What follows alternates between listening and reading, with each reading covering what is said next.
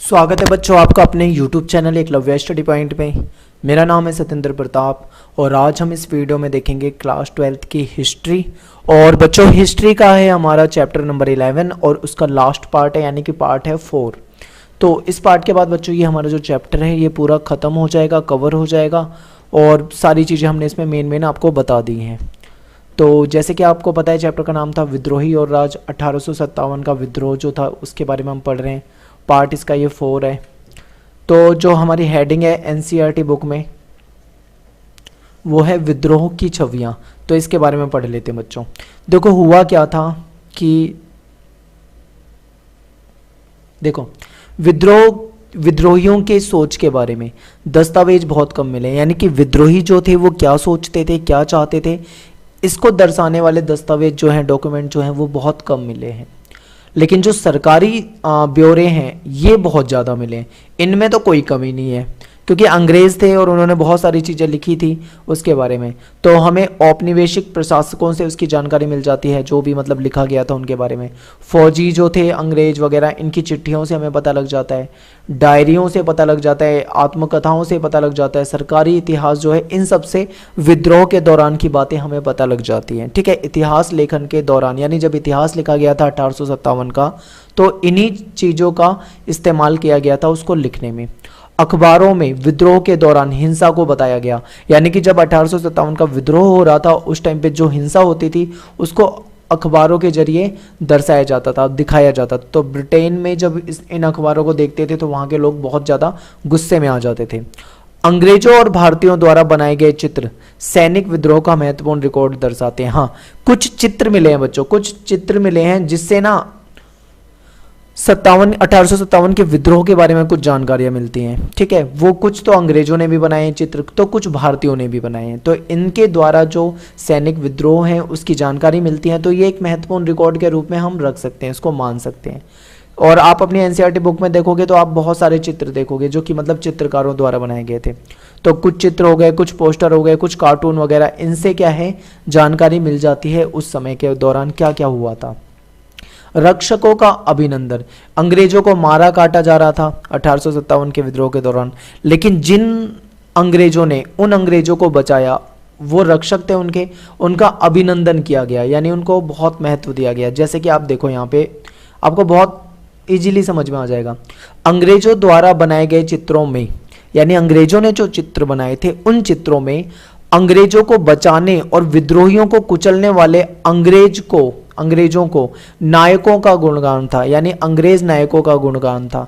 यानी कि देखो विद्रोह के दौरान जो विद्रोही लोग थे, भारतीय जो लोग थे, वो अंग्रेजों को मार रहे थे।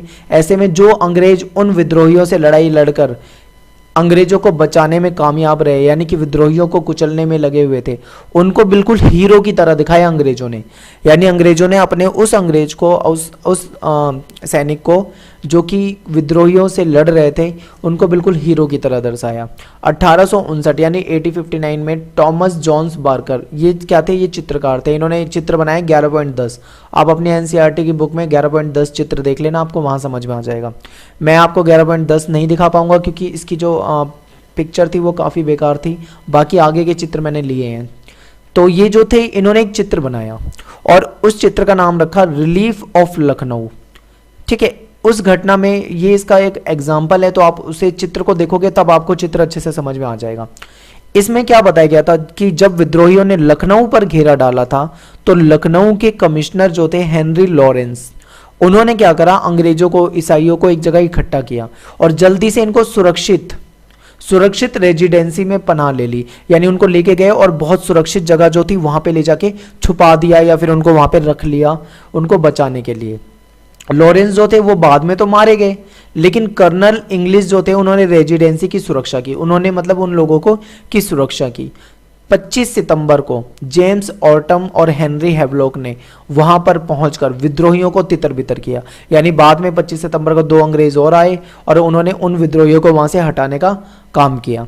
बार्कर की जो पेंटिंग थी उसमें कैंपबेल, ऑर्टम, हैवलॉक, ये तीनों ही अंग्रेज थे, इनको नायक की तरह दिखाया गया। नायक मतलब हीरो की तरह दिखाया गया। ठीक है, ये हीरो थे इनके, क्योंकि इन्होंने क्या करा था, अंग्रेजों को बचाया था। तो विद्रोहियों से, तो इस तरीके से दिखाया जा रहा था, जो मतलब बचा रहे थे उनका अभिनंदन किया जा रहा था।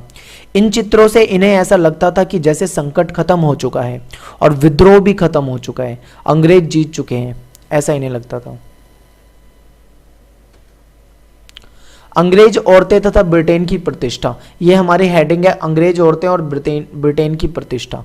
अखबारों में छपी जो घटना होती है वो खबरों को जनता की कल्पना और मनोदशा पर भारी असर डालती है।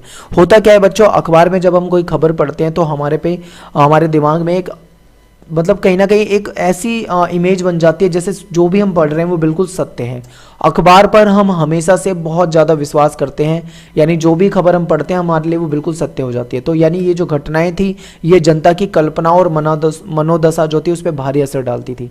ये खबरें जो होती थी बच्चों, ये घटनाओं के बारे में लोगों की सोच और भावनाओं को तय करती थी। इन घटनाओं को पढ़कर लोगों की सोच तय होती थी कि मतलब कैसा हो रहा है, कितनी ज़्यादा हिंसा हो रही है, कैसे अंग्रेज़ों को मारा जा रहा है, ऐसा अंग्रेज पढ़ पढ़ के अखबारों को समझते थे। भारत में अंग्रेज औरतों और बच्चों के साथ हुई हिंसा जब ब्रिटेन में पढ़ी जाती थी तो वहां की जनता प्रतिशोध और सबक सिखाने की मांग करती। जब क्या हुआ कि भाई 1857 के विद्रोह के दौरान भारतीय विद्रोहियों ने अंग्रेजों को खूब मारा काटा, तब ऐसे में जब उनकी खबरें वहां पे छपती, ठीक है, अखबारों में ब्रिटेन में, तो वो पढ़ते कि वहाँ पे औरतों के साथ उनकी और उनके बच्चों के साथ हिंसा हो रही है, तो इससे उनके मन में प्रतिशोध यानी कि गुस्से यानी कि रिवेंज बदला लेने की भावना जगती और वो सबक सिखाने की मांग करते कि इन विद्रोहियों को मारो, इन भारतीयों को मारो, ये हमारी औरतों और बच्चों के साथ हिंसा कर रहे हैं, ऐसे करके। अंग्रेज अपनी सरकार से मासूम औरतों की इज्जत बचाने और निसहाय बच्चों को सुरक्षा प्रदान करने की मांग करने लगे। अंग्रेज ये कहते कि भाई सरकार से कहते कि बचाओ, हमारी इन औरतों की इज्जत के साथ खिलवाड़ हो रहा है, इन बच्चों को मारा जा रहा है, निसहाय बच्चों के साथ गलत हो रहा है। तो इस तरीके से ये मांगे करते थे। कलाकार जो थे वो सदमे में थे, वो इस पीड़ा को, इस दर्द को अपने चित्रों में शामिल किया उन्होंने, यानी जो चित्र बनते थे उसमें इस दर्द को, भयानक दर्द को जो 1857 के दौरान हो रहा था उसको दर्शाने की कोशिश करते थे। जोसेफ नोएल पैटर्न, उन्होंने चित्र बनाया 11.11। अब ये 11.11 आपको एग्जाम में नहीं लिखना, मैं आपको सिर्फ समझा रहा हूं क्योंकि मैं चित्र यहाँ पे अच्छे से ले नहीं पाया हूं। देखो ये चित्र होगा 11.11, लेकिन ये जो पिक्चर की क्वालिटी है ज़्यादा अच्छी नहीं है, तो आप अपनी एनसीईआरटी की बुक में देखना 11.11 आपको ईजिली आसानी से समझ में आ जाएगा, इसलिए मैंने यहाँ पे लिखा है, ठीक है। तो ये इन्होंने क्या करा, इन्होंने एक चित्र बनाया 11.11 जो आप देख रहे हैं, जिसमें अंग्रेज औरतें और बच्चे एक घेरे में एक दूसरे से लिपट कर बैठे हैं और वो लाचार दिख रहे हैं, मासूम दिख रहे हैं, ठीक है। ऐसे चित्र विद्रोहियों को हिंसक और बर्बर दिखाते हैं। आप एक बार फिर से चित्र को देखो, यहाँ पे देखो क्या है, ये औरत बैठी हुई है और ये इसके बच्चे हैं और औरतें बच्चे एक दूसरे से लिपट कर बैठे हुए हैं, बिल्कुल इसलिए ताकि मतलब उन मतलब ऐसा लग रहा है कि ये मासूम लाचार हैं, बिल्कुल लाचार हो गए हैं, क्योंकि अंग्रेजों को तो अपने लोग मासूम ही लगेंगे, लेकिन जब अंग्रेज हमारे साथ गलत करते थे तब कोई गलत नहीं था, लेकिन जब हमारे विद्रोहियों ने उनको मारना कूटना शुरू किया तो ये गलत था। तो अंग्रेज विद्रोहियों को हिंसक और बर्बर दिखाते थे, जबकि वो खुद अंग्रेज बहुत ज्यादा हिंसक और बर्बर थे।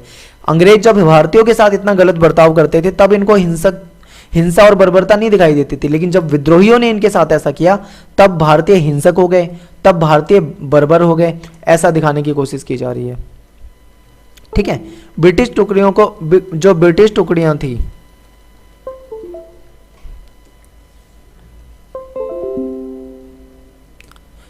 तो एक सेकंड देखते हैं।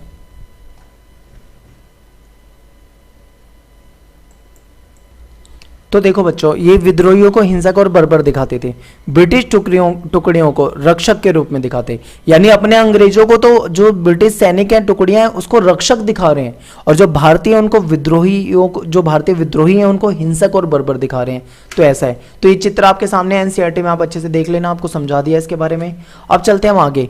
यहाँ पे एक महिला है मिस व्हीलर, इनका नाम है मिस व्हीलर, इनको दर्शाया गया है। ये देखो ये क्या कर रही है, गोली मार रही है इस व्यक्ति को, और ये विद्रोही है, इसके हाथ में तलवार है, यहाँ पे एक आदमी मरा हुआ है, एक आदमी यहाँ मरा हुआ है, यानी कि इन्होंने, और नीचे बाइबल पड़ी हुई है। आपको कुछ इस तरीके से दिखाया जा रहा है कि कहीं ना धार्मिक रूप से जोड़ के भी दिखाया जा रहा है इसको, ठीक है, ऐसा है। तो ये जो मिस व्हीलर थी, इनको वीरता की मूर्ति के रूप में दिखाया गया। वे अकेले ही विद्रोहियों को मौत की नींद सुलाते हुए अपनी इज्जत की रक्षा कर रही हैं, ऐसा बताया जा रहा है। और ब्रिटिश चित्र में विद्रोही को दानव के रूप में दिखाया जा रहा है, यानी जो विद्रोही हैं वो दानव हैं, राक्षस हैं, इस तरीके से। तो ये जो चित्र थे ये अंग्रेजों ने बनाए थे, ठीक है, और अंग्रेजों ने चित्र बनाए थे, उसमें हिंसा को इस तरीके से दर्शाया था कि जैसे आप समझ रहे होंगे कि मतलब बर्बर बता रहे हैं विद्रोही को, दानव बता रहे हैं, और अपने जो अंग्रेज हैं उनको हीरो बता रहे हैं, इस तरीके से दर्शा रहे हैं वो। प्रतिशोध और सबक। प्रतिशोध का मतलब आपको पता है बच्चों, गुस्सा, बदला लेने की भावना।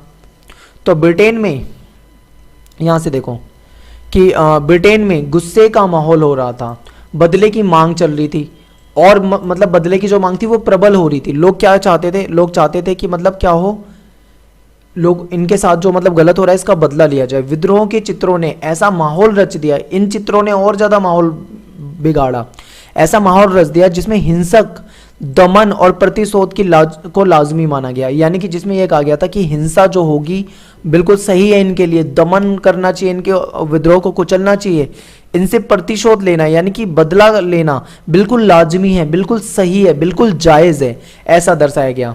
ठीक है, चित्रों ने जैसा दर्शाया उससे यह पता लगता है कि जो विद्रोह था उसमें जो मतलब हिंसा करना बिल्कुल सही था, इनको मारा काटा जाए भारतीयों को और इनके साथ ऐसा किया जाए, ये सारी बातें यहाँ पे बताई गई थी।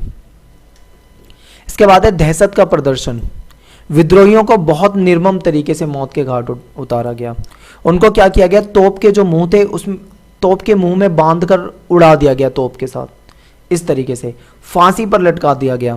ये तस्वीरें जो थी वो पत्रिकाओं द्वारा दूर दूर तक पहुंच रही थी, यानी कि किस तरीके से अंग्रेजों ने बदला लिया, निर्मम तरीके से, और दया के लिए तो कोई जगह ही नहीं थी। यानी कि जब प्रतिशोध के लिए शोर मच रहा था तो ऐसे समय में नर्म सुझाव मजाक का पात्र बनकर रह गए। यानी कि गवर्नर जनरल जो थे कैनिंग, उन्होंने ऐलान किया कि नरमी और दया भाव से सिपाहियों को वफादारी हासिल करने में मदद मिलेगी। लेकिन जब उन्होंने ऐसी बात कही तो ब्रिटिश प्रेस जो थी, मीडिया जो थी, उसने बहुत मजाक उड़ाया इनका।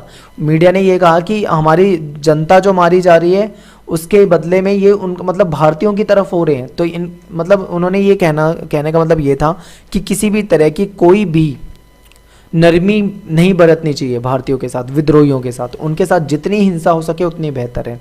तो ये था राष्ट्रवादी दृश्य की कल्पना। यहाँ से देखो बच्चों, समझो कि राष्ट्रवाद का मतलब होता है देशभक्ति की भावना, यानी जिसे देश से प्यार हो, अपने देश से प्यार हो, ये राष्ट्रवाद होता है। तो इस घटना ने लोगों को, ये जो 1857 की घटना थी, इस घटना ने लोगों में राष्ट्रवाद की भावना भर दी, लोगों में अपने देश के प्रति वफादारी, प्यार की भावना भर दी। इससे पहले स्वतंत्रता संग्राम के रूप में देखा गया, यानी ये जो था इसे पहला स्वतंत्रता, यानी हमारे भारत का पहला फर्स्ट स्वतंत्रता संग्राम था जो कि अंग्रेजों के खिलाफ लड़ा गया था, अंग्रेजों से देश को आज़ादी दिलाने के लिए, जिसमें देश के हर तबके ने मिलकर साथ दिया। यानी इसमें सभी तरह के लोग आ गए थे, किसान, मजदूर, सैनिक, और मतलब हर तबके के लोग जो थे वो साथ आ गए थे, और सबने मिलकर साम्राज्यवादी शासनों के खिलाफ लड़ाई लड़ी। यानी इन्होंने क्या किया, साम्राज्यवादी जो शासन था उसके खिलाफ लड़ाई लड़ी थी। इतिहास लेखन कला ने 1857 की स्मृति यादों को जीवित रखा, कि आज हम पढ़ रहे हैं तो हमें 1857 के बारे में पता लग रहा है, ये इतिहास के जरिए ही पढ़ रहे हैं। यानी इतिहास लेखन की जो कला थी उसने क्या किया, बचा कर रखा, जीवित रखा इन चीज़ों को। विद्रोही नेता को नायक के रूप में पेश किया, यानी विद्रोही जो नेता थे, देखो भारतीय जो थे वो विद्रोही नेताओं को हीरो की तरह दिखा रहे हैं, अंग्रेज जो थे वो विद्रोही नेताओं को बर्बर बोल रहे हैं, हिंसक बोल रहे हैं, राक्षस बोल रहे हैं, दानव बोल रहे हैं, ऐसे ऐसे बोल रहे हैं। तो ये अपने अलग अलग नज़रिए थे दोनों के। झांसी की रानी के बारे में तो आपने पढ़ा ही होगा। झांसी की जो रानी थी उन पर बहुत सारी कविताएं लिखी गई, और वो खूब लड़ी मर्दानी, ये तो झांसी वाली रानी, ये तो आपने सुनी होगी पंक्तियां। तो ये सारी चीज़ें रखी गई थी। झांसी की रानी को एक ऐसी मतलब मर्दाना व्यक्तित्व के रूप में दर्शाया गया था, जिसमें बच्चों ये बताया गया था कि किस तरीके से मतलब झांसी की रानी ने एक हाथ में मतलब उनके घोड़े की जो रस्सी होती है वो होती थी, दूसरे हाथ में तलवार होती थी, और वो मारते काटते हुए अंग्रेजों को चल रही थी भारत की तरफ से। ठीक है, तो ये दर्शाया गया था। तो ये सारी बातें बच्चों हमको ध्यान में रखनी है, बहुत इंपॉर्टेंट बातें हैं ये। और यहीं से जो हमारा चैप्टर था ये खत्म हो चुका है। और आप ये देखो, एक ये चित्र दे रखा है, इसमें इस महिला को दिखाया गया है किस तरीके से ये मतलब संहार कर रही है लोगों का। तो बच्चों यहाँ से हमारा जो लास्ट पार्ट था, फोर्थ पार्ट था इस चैप्टर का, वो हमारा खत्म हो चुका है। आई होप आपको समझ में आई होंगी बातें। और बाकी आपको क्या करना है, जो हमारी बुक में जो बॉक्स होते हैं ना बच्चों, जो बॉक्स बने होते हैं, उन बॉक्स को जरूर रीडिंग करें, उसके अंदर भी बहुत अच्छी अच्छी चीज़ें आपको मिल जाती हैं। हालांकि टाइम कम होने की वजह से हम एक एक उन चीज़ों को कवर तो नहीं कर पाते हैं, लेकिन जो आपके एग्ज़ाम में आते हैं ना, एग्ज़ाम ओरिएंटेड अगर हम बात करें तो उस हिसाब से सारी चीज़ें जो जो एग्ज़ाम में पूछी जाती हैं वो सारी ही वीडियो में कवर की जाती हैं, और कुछ चीज़ें जो नहीं पूछी जाती उनको कवर नहीं किया जाता है। तो लेकिन आपकी जिम्मेदारी बनती है कि आप हर एक टॉपिक को बहुत अच्छे से पढ़ें, बॉक्स को अच्छे से देखें। और ये जो चित्र हैं, फिगर है, मैं आपको यहाँ पे सारे फिगर तो नहीं दे सका हूँ, लेकिन फिर भी जो एनसीईआरटी की बुक है आप हर फिगर को बहुत अच्छे से देख जरूर लें, ताकि आपको सारी चीज़ें उसके बारे में पता लग जाए। वीडियो पसंद आए तो लाइक करना ना भूलें, कमेंट कर दिया करें और शेयर कर दें अपने कम से कम 5 दोस्तों को। अगर आप पहली बार देख रहे हैं तो सब्सक्राइब करें, ताकि आपको आने वाली सारी वीडियो हमारी मिल जाए करें। जय हिंद, जय भारत।